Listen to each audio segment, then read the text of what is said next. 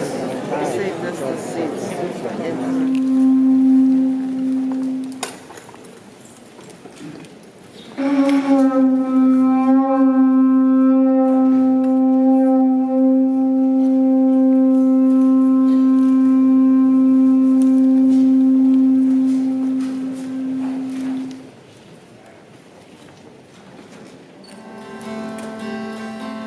How can we fix this world, oh so cruel? Well, surely not us. We're still in school. Oh true soul, let those lessons you have read in a book lead your way to see social injustice, something everyone else overlooks.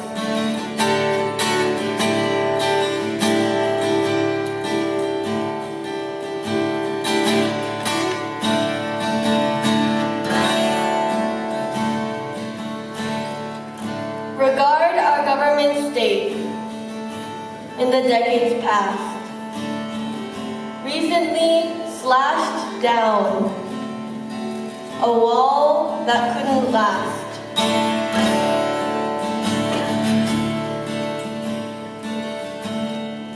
Our mistakes have affected us greatly, whether in the past or present.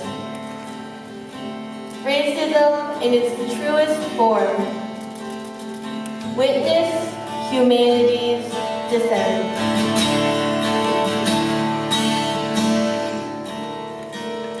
First the racetrack, then camp. Their dignity now with a dent.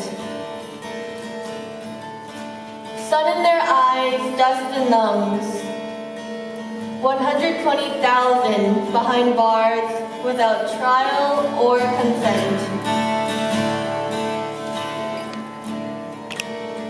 Come across and get caught.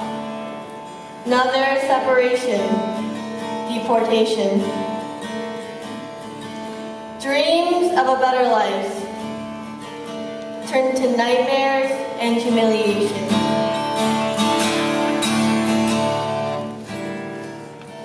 With our president, history must not repeat. He should not separate communities through a single tweet.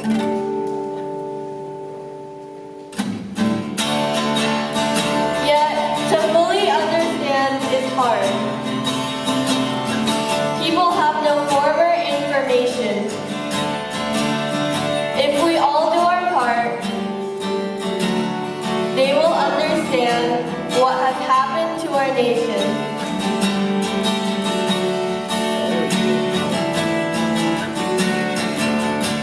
We must stand strong together. Educate all so they know. We are stronger together. All friends, not foes.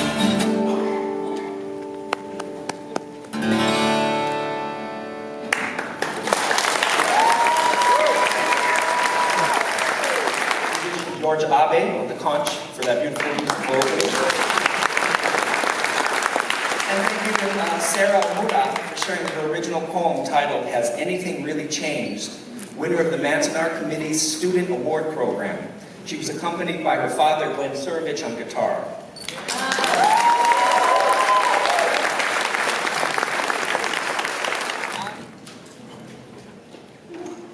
To echo Sarah's words, we must stand strong together with each other, educate so they know we are stronger together, all friends not foe. We are here today to stand together and educate at this year's Day of Remembrance celebration, the Day of Remembrance celebration at the Japanese American National Museum. On a personal note, I noticed in Sarah's bio in the program that she enjoys K-pop, reading, and sleeping. I also love reading, sleeping, and K-pop, in particular BTS. So good afternoon, my name is Maya Kurosumi. I am a 9th grader at Culver City High School, and it is my honor to be one of your MCs today.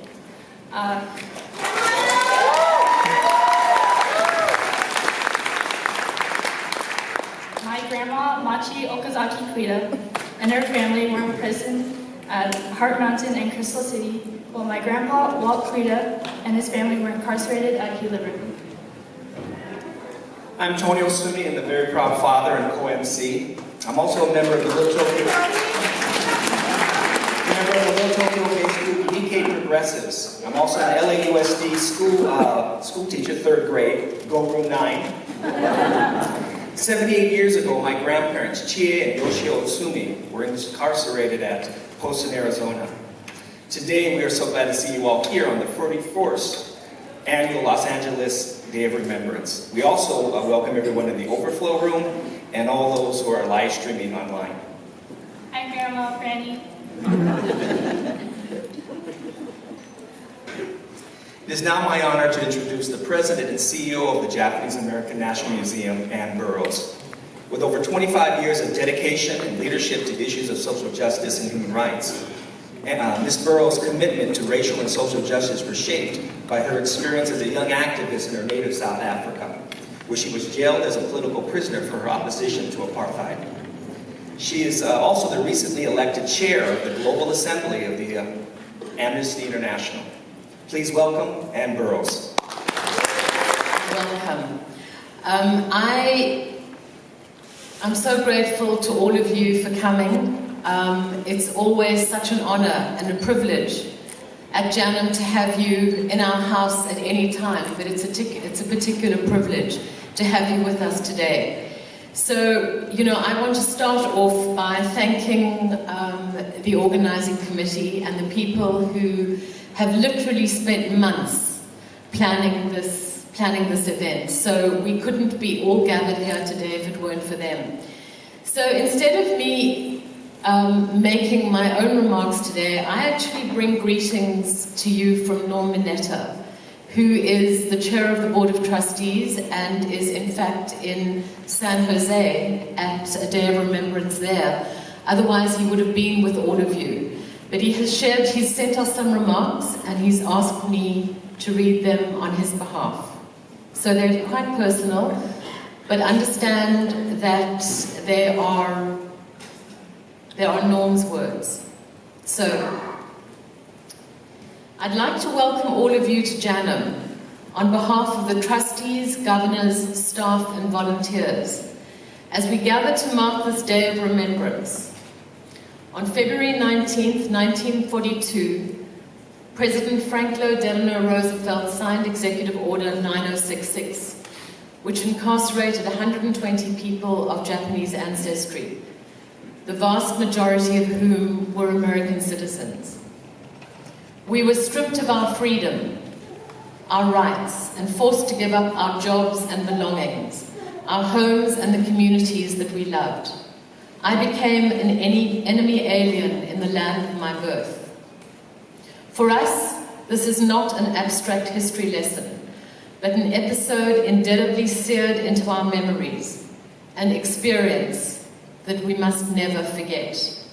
This shameful chapter in American history demonstrates the corrosive power that fear, prejudice, and the failure of political leadership can have on the values and rights that matter most.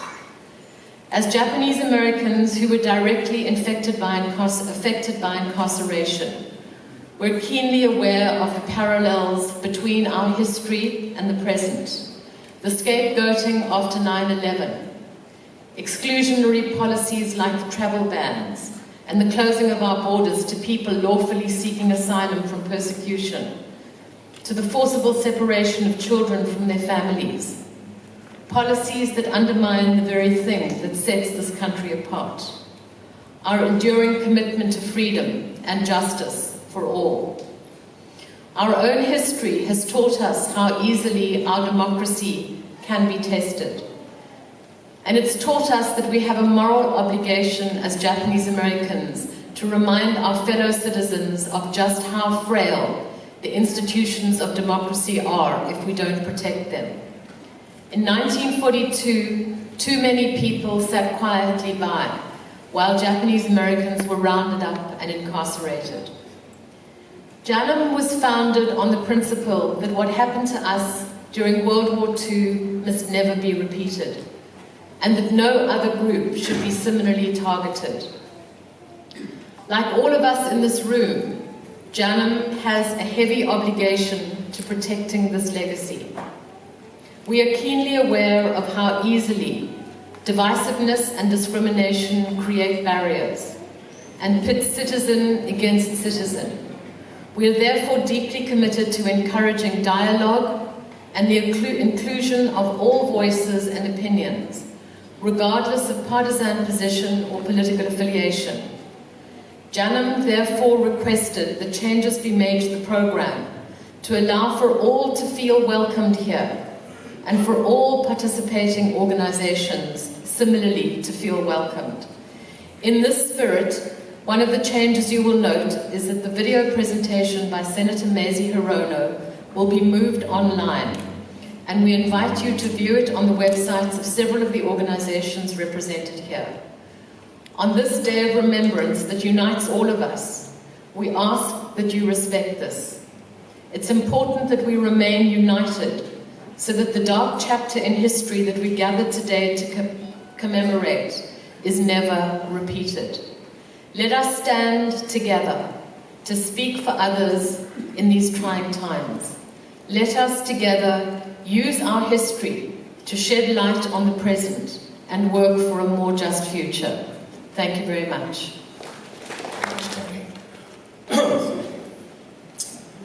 You know, many of us are disappointed that Senator Hirono's video is not being shown today. However, as a reminder, I want to remind you that it will be streamed online through the Nikkei Progressives, Manzanar Committee, Progressive Asian Network for Action, and others. And I promise you today that we have a fantastic program planned for you. So, good afternoon and welcome to the 2020 Day of Remembrance. As many of you know, we gather here every year at this time to commemorate the signing of Executive Order 9066, the law that authorized the forced removal of Japanese Americans from the West Coast into concentration camps during World War II. Not one Japanese American was ever indicted, let alone convicted of any act of espionage, sabotage during World War II. Yet the President, Congress, and even the Supreme Court broke the promises of the Constitution and justified the incarceration of Japanese Americans. During the 1980s, when Japanese Americans were fighting for redress on reparations, the Day of Remembrance was not only a time to remember Executive Order 9066, but also became a vehicle for us to take action. We stood in solidarity with other grassroots communities of colors throughout the decade because we viewed the incarceration of Japanese Americans during World War II in the context of our collective history that included the enslavement of African Americans and the genocide of Native Americans in the United States. In our community, the redress movement was never just a Japanese American issue. It was all for who believed in fighting for civil and human rights. Today, we stand at a critical juncture in our history. For the past 3 years, our government has criminalized immigrants, separated children from their family, and imprisoned families simply because they were seeking asylum at the border. Muslim Americans have been demonized, and the travel ban from Muslim-majority countries has been instituted and upheld by the Supreme Court. Over the past few years, we have seen the disturbing rise of alt-right nationalism that many had hoped were mere echoes of America's racist past. And unfortunately, current events are beginning to point to, quote, a failure of political leadership in 2020, just like in 1942. So, what can we do now when our democracy is in crisis? We can stand together, once again, with other communities of color and voice our support for the movement for Black Lives and Black Lives Matter. We can fold a crane in support for Sulu for Solidarity to demonstrate to the world that Japanese Americans are opposed to the detention and incarceration of families seeking asylum at the southern border. We can write letters and call our representatives to make sure our voices are heard in Congress. But most of all, we can organize with our friends, families, churches, temples, mosques, and community groups around the challenges that we are facing in 2020 and create a blueprint for the social justice that we want to see. We have the power to change our part of the world. And today we can take the first step. Welcome to the Day of Remembrance.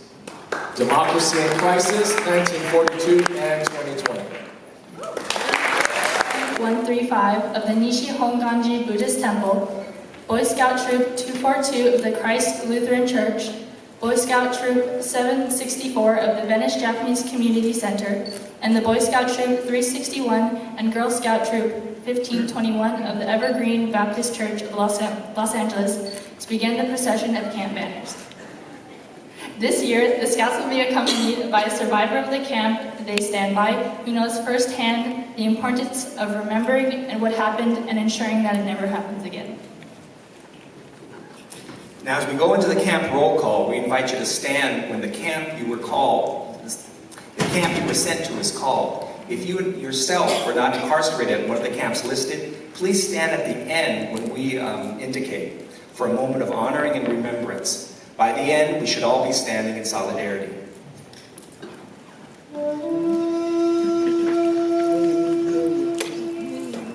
The War Relocation Authority concentration camps. Almaty, Colorado. 7,318 people, represented by Min Tonai.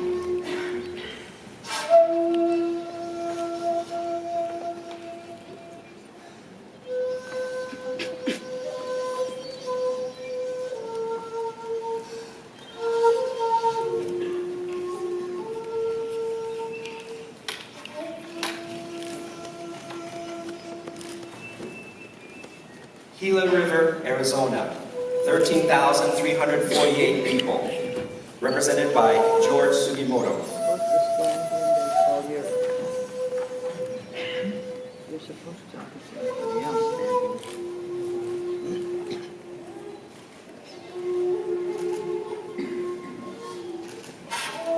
Hart Mountain, Wyoming, 10,767, represented by Sam Mihara.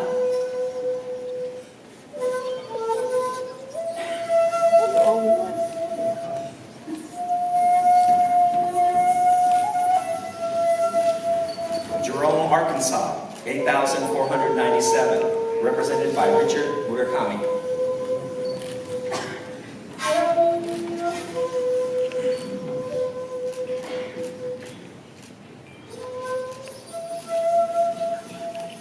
Manzanar, California, 10,046, represented by Marge Kohatsu.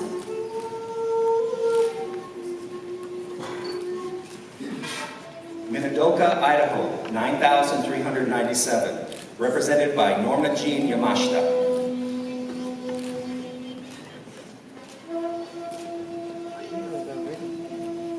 Houston, Arizona, 17,814, represented by Ben Furuta.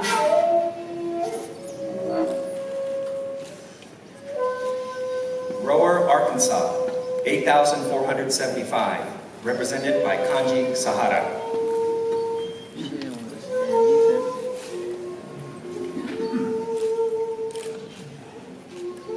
Topaz, Utah, 8,130, represented by Esther Taira.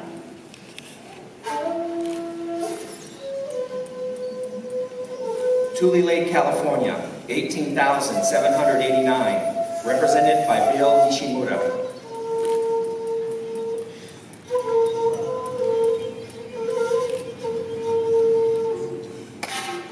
The 100th Infantry Battalion, the 442nd Regimental Combat Team, and the Military Intelligence Service, represented by Don Secchi, who cannot be here today. Department of Justice Camp, Crystal City, Texas, represented by Chieko Kamisato. And now the other Department of Justice camps and citizen isolation centers, 5,500. Alexandria, Fort Livingston, Louisiana. Angel Island, California. Bismarck, Fort Lincoln, North Dakota. Crystal City, Texas. East Boston, Massachusetts. Ellis Island, New York. Florence, Arizona. Fort Meade, Maryland. Fort Richardson, Alaska. Fort Sam Houston, Texas. Fort Sill, Oklahoma. Fort Stanton, New Mexico. Honolulu, Hawaii. Kalaheo, Hawaii. Kennedy, Texas. Kilauea, Hawaii. Kuski, Idaho. Lordsburg, New Mexico. McCoy, Wisconsin. Missoula, Montana.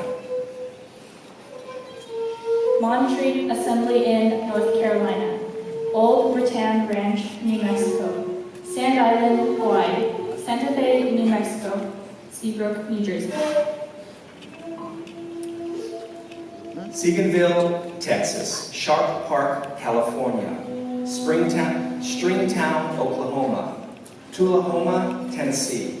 Tuna Canyon, California. Citizen Isolation Centers. Loop, Arizona. Moab, Utah. Please stand now as you are able, as we take a moment to honor all those who were forcibly removed and lived in America's concentration camps, as well as those Japanese Americans who lived outside the military zones and suffered from the racism and hatred heightened by executive order.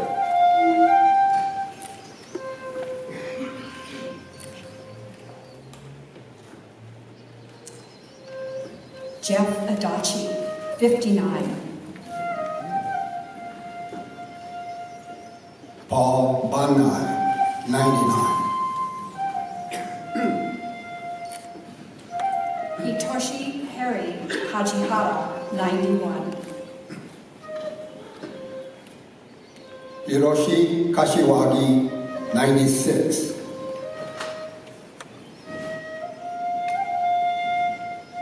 Greg Marutani, 71. 72. Dean Matsubayashi, 49.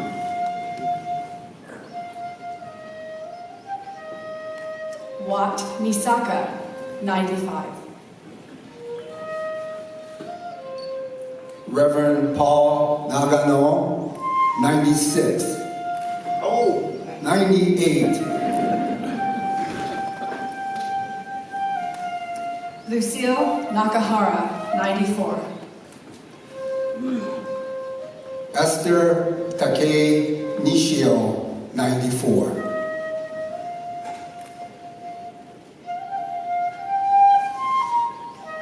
Dr. Bo Sakaguchi, 93. Hank Umemoto, 91. With gratitude and respect. Atrocities happen today, with political leaders endorsing or turning a blind eye to children separated from their families as they cross the southern border. Ever-rising tides of Islamophobia and attacks of white supremacist violence against communities of color across the country. We know that when our democracy is in crisis, our communities need to come together, to stand together. Both our elected officials and grassroots leaders, like our next speaker, lead the fight against injustice through empathy and bold action that bridges communities. Satsuki Ina was born doing time at the Tule Lake Segregation Center. Thank you to the organizing committee of the Day of Remembrance. It's an honor to be here today with you. I'd like to dedicate my brief remarks in honor of Sue Kunitomi Embry, who had a vision of bringing the Japanese American incarceration story forward, even when our community was still stymied by silence about the concentration camp experience. She was one of the earliest community leaders to establish a pilgrimage to one of America's sites of shame, and which would, through her efforts, become the Manzanar National Historic Site. Inspired by an even broader vision, she is someone who stood in solidarity with labor, women, and other underrepresented groups. Today, she inspires the work of Tsuru for Solidarity, whose mission it is to educate people about the injustice of the World War II incarceration of Japanese Americans. To gather Japanese Americans for a mass pilgrimage to heal our wounds and stand in solidarity with targeted groups today. 2020 is actually 75 years since the closing of the camps. And what I'd like to do today is share with you lessons learned through the efforts that Suit for Solidarity as a collective of grassroots people, intergenerational Japanese Americans and allies, who have gathered at various sites to protest the current unjust incarceration of innocent people seeking asylum. One thing that we didn't realize would happen for us is that by protesting, by standing up for another group of people being targeted today in the way we were targeted, there was a powerful healing for ourselves. The opportunity to speak out in ways that we never could, even decades after our own incarceration. There is something about being empowered to demand justice and to speak out in protest. But one of the things that was even more important is we developed connections with other allied groups, with Black Lives Matter, with Bend the Arc,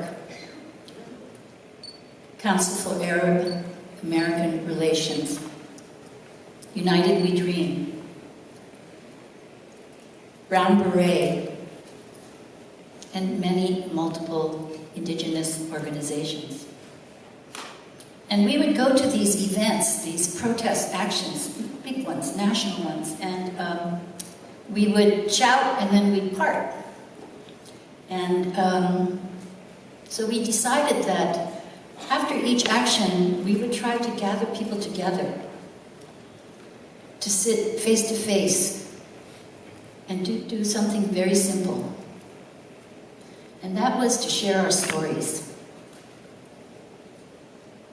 And we learned that there were many differences that we shared, different historical periods of time, different ways of viewing the world, different cultural traditions. But we learned that when we came together to stand for one another, that there was a healing between our communities. There was a healing inside of each of us. When we were in Suit for Solidarity, went to the border in Laredo, and our intention was to meet with mothers and children who had just recently been released and were waiting for proper papers and process to locate their families. And this center was run by young DACA students. These were young, undocumented students who were working and going to school in the daytime and then in the evening and on the weekends, coming to this Laredo Center to help the mothers translate for them paperwork, help them get bus tickets, how to navigate the world that they had come seeking help and freedom and safety. And we thought, well, what we could do is gather some funds and help provide for some support for them. And we learned that they didn't have a washer and dryer for, 250 women with their children. And I realized these women some were pregnant, some were still nursing their babies, many had toddlers, had crossed a whole continent. Something had happened for them to decide that it was worth the risk to take this journey so that their children could be safe. And when they got to the border, they were told, look for the man with the hat. They're talking about the Border Patrol hat. When you see the man with the hat, just put your arms out and say, asylum, and they'll take care of you. But the stories we heard were completely different. They were handcuffed. Children were chased by these dogs. They were thrown into these cement, what they called the refrigerator, cement blocks with no protection, no bedding, no blankets, until the van came to pick them up to transport them to the prisons, which are called family residential centers, much like our relocation centers. Most of them were young mothers. So when we got there, we were so happy that we were going to be able to support them to get their washer and dryer. And they seemed shy and standing back, and babies crying and sitting on mothers' laps. And so we decided, let's sit in a circle. And so in this room, there might have been about 30 of us. Half of them the mothers and children, and the other part these young college students. And 15 of us Japanese Americans. And we thought it would be a really good idea to just go around the circle and do something very simple. And that was to sit and share our stories. And one of the students agreed to translate. So one of the Sansei men who had been held in Topaz, who was born in Topaz, stood up and shared his story and said that he had spent his first 4.5 years as a prisoner, as a child prisoner. And how he wanted to be here to give hope to these mothers and children, to say that it was a struggle and yet we persevered and we're here alive and well. And the woman next to him was one of the asylum-seeking mothers. And she had her baby in her arms, and she stood up, and she had tears streaming down her eyes, and she said, "I'd just been released after 9 months. My older daughter, who's 14, was separated from us, and I don't know where she is now. She was placed in another facility. And 9 months seemed like a long time. But when I hear that you were held for 4 years, I can barely stand the pain." And I realized that she was weeping for us. And in that moment of pure compassion, there was a connection that I never dreamed could happen with a person who spoke a different language, who came from a different country, who was in such desperate condition. She had in her heart space for empathy for what we had experienced. We went around the circle, and several times the translator had to stop because she was crying so hard, because all of us were crying. We're crying for each other, and we're crying for ourselves, what had to be endured when oppression, fractures and splits, our personal psyches, our relationships with each other, our relationships in our families and in our communities. So my involvement with Tsuru for Solidarity is definitely about protest. It's about affirming our rights in democracy to stand up for those who are suffering the injustice being perpetrated today. But it's also about healing. And you know, Days of Remembrance, to remember is an act of dissidence. Because the perpetrator of an atrocity like the incarceration in 42 and 2020, silence prevailing is what the perpetrator would like. They would like all of this to be forgotten. So Days of Remembrance is an act of dissidence that we must continue every year, every day, every week.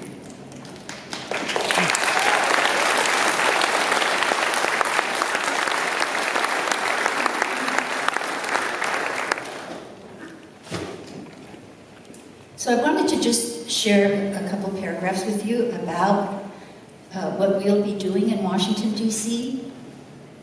Many components of our program is about healing. healing ourselves and healing our relationships with other communities. We are very invested in working across communities to stand together in solidarity. It's an important part of our mission, not to stay isolated.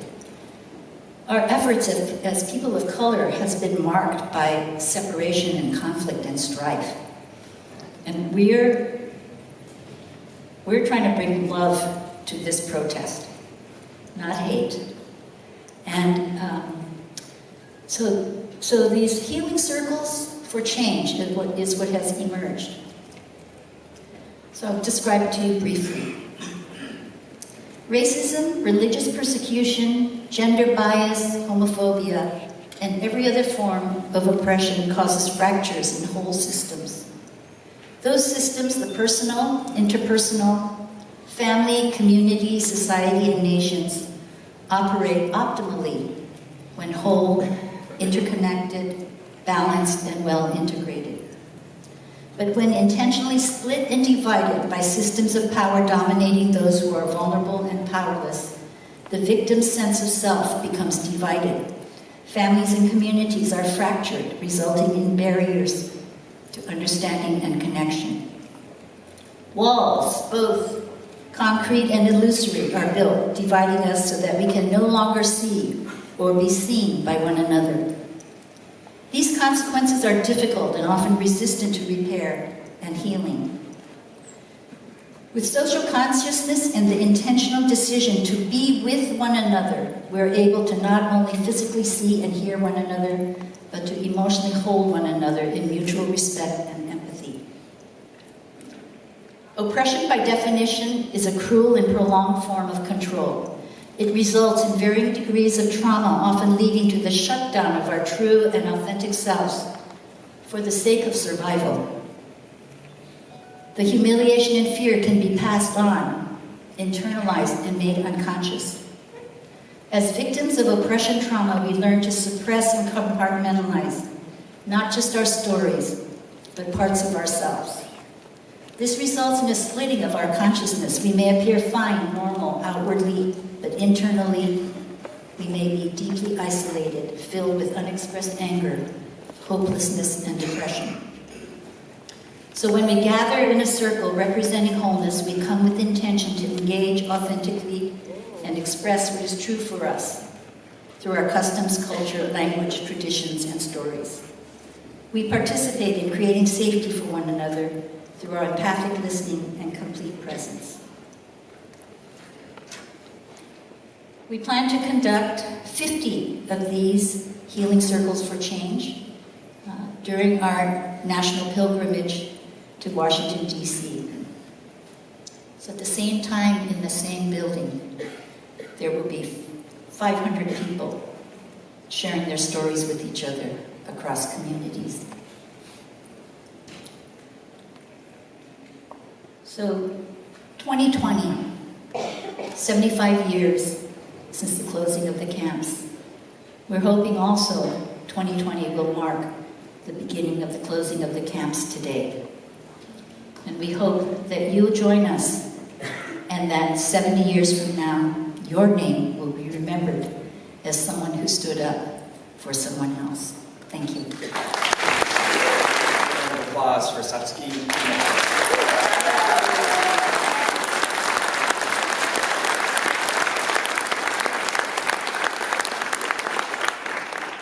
As our event comes to a close, we want to remind everyone to not only remember, but also take the energy from this room outside, beyond this space. As Satsuki Ina mentioned, Suit for Solidarity will be converging in Washington, D.C. for a mass action in June 2020. We encourage you to find more information at the Suit for Solidarity table and online. Our community needs to stand strong to say never again is now, and be advocates for those who are on the front lines of xenophobic mass incarceration today. 2020 is a big year for our democracy. We face another election which will shape the future of our democracy in more ways than we can imagine. As a 9th grader, I can't vote yet, but you can, and we're asking you to get out there and make your voice heard. We have a table from the LA City Clerk's office here. Yeah. Well, you can look for them. Okay. You can register to vote there if you aren't already. And if you're under 18 like myself, but will be 18 by the election, you can pre-register to vote. Voting begins on February 29th and continues to the primary day, March 2nd. We encourage you to take a stand with the ballot, not just at the national level, but also at the local level, with important ballot measures and local officials who will shape our democracy and what it looks like for the future. LA City Clerk's table has information about the new voting system and the census, which is incredibly important for all of us to do, as it determines the political representation and distribution of resources. We also want to share some more of the exciting and important events that our friends and partners. We also encourage you to find out about the CARE, Council for American Islamic Relations documentary that follows CARE staff as they participated in last year's 50th anniversary Manzanar pilgrimage, and explores the importance of solidarity between Muslim Americans and Japanese Americans. It will premiere on CARE's website this week, the anniversary of the signing of Executive Order 9066 on February 19th. And we also encourage you to attend the Gardena Valley JCI Day of Remembrance program next week, February 22nd, which will look at the untold story of Japanese Americans incarcerated in Hawaii. And the keynote speaker is Brian Mia. Today, we also have representatives from UCLA and their Building History 3.0 project on site today. Building History combines youth-driven research and creativity with Minecraft to teach the history of Japanese American World War II incarceration camps. Visit the tables upstairs by the barracks and then check out their website and short documentaries to bring building history into your home and classroom. We also want to let you know that you'll have the opportunity to watch Mazie Hirono's video at the Far East Lounge, which is just around the block here, right next to the Far East Cafe. It's a video message. It will start at 4:30, so please go. It's 4 o'clock now, and it will run for a while. It's only 3 minutes, so please go in there. We only ask one thing, that you don't bring any food into the Far East Lounge. In addition, we also encourage you to take advantage of the free admission today here at JANM. Check out the 3 exhibitions they have today, including Transcendience, Heroes at Borders. And we also have the artist, the exhibition artist today, Taiji Terasaki. He's here today. Can you raise his hand, please? Right here. There he is. It's made up of many boxes. Many of the organizations that are part of the DO organizing committee created memory boxes or memorial boxes located in the lobby to honor community leaders and community heroes who have passed and did transformative work at borders, both visible and invisible. Our keynote speaker, Satsuki Ina, is also featured in the exhibition, reading a poem she wrote, as she's indeed a hero who has crossed bridges and who crosses and bridges borders and divides. And finally, we encourage you to visit the many tables and of the different groups and organizations that are around this hall today, and you can learn the many ways you can get involved and fight for justice and democracy. This includes the DOR 2020 organizing committee members. Go for Broke National Education Center, Japanese American Citizens League, Pacific Southwest District, Japanese American National Museum, Kizuna, Manzanar Committee, Nikkei for Civil Rights and Redress, Nikkei Progressives, Organization of Chinese Americans, the Greater Los Angeles, and the Progressive Asian Network for Action.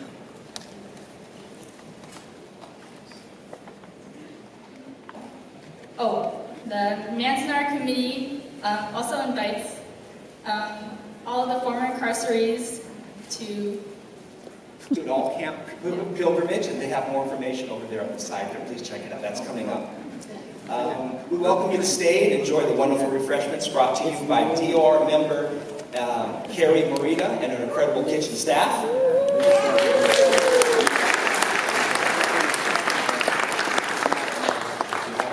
Please stay, it's good.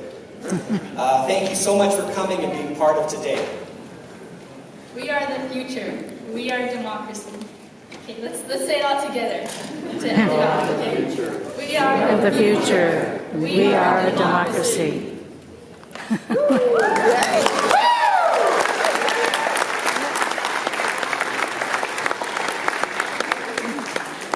quote longtime activist Gracie Boggs, we are the leaders we've been looking for. Thank you and safe travels home.